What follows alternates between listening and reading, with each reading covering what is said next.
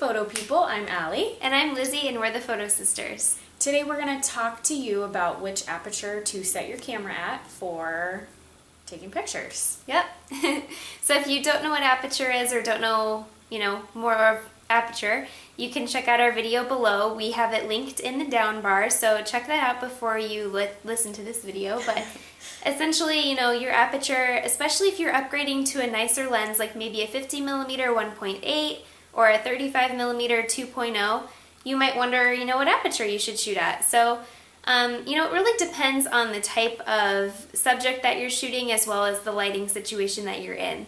So if you're shooting single people, like just a person, then you're going to be able to shoot at a shallower depth of field or a lower number like f1.8. But if you're shooting a group of people, then if you try to shoot at f1.8, you're going to get a lot of people out of focus, because essentially aperture is being able to focus on a single plane of a single plane.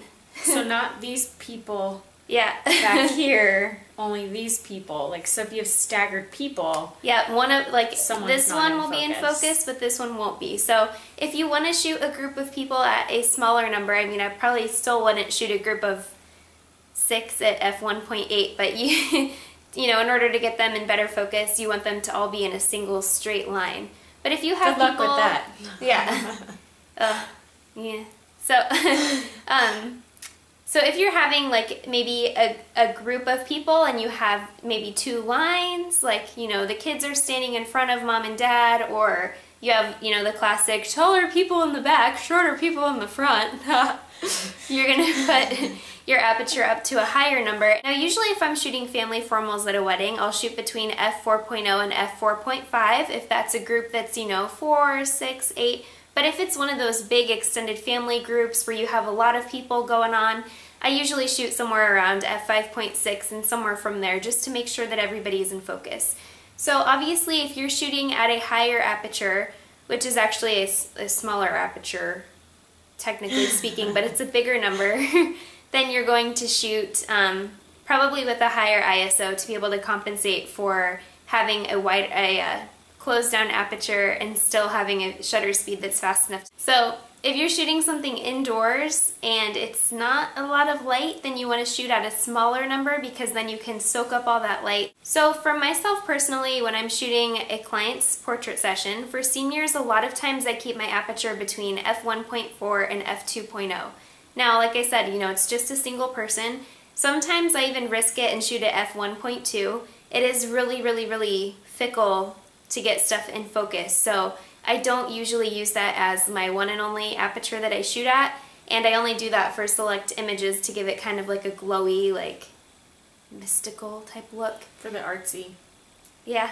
The artsy side of her. Yeah, so it is fun to experiment with shooting at shallow depths of field, but just because you can and just because you can make stuff blurry, just make sure that you're still getting everyone in focus, because it wouldn't be good if you took a whole family session and then you got home and you were like, OMG, I just shot that whole entire family session at f1.4. Has that happened to you? And now Dad is the only familiar. one in focus and nobody else.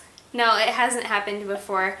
But I have, taken a few pictures at a family shoot and, kind of looked at my LCD. And don't trust your LCD, even if you zoom in pretty close, because you're really not going to see exactly how in focus everything is until your computer.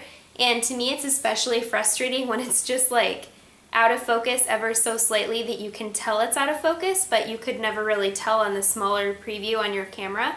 So don't trust the back of your camera. Make sure that you always take some insurance shots if you're somebody who prefers to shoot at smaller f numbers, to get nice background blur. It can have really great results, but you just have to be careful so that you always have pictures with everybody in focus.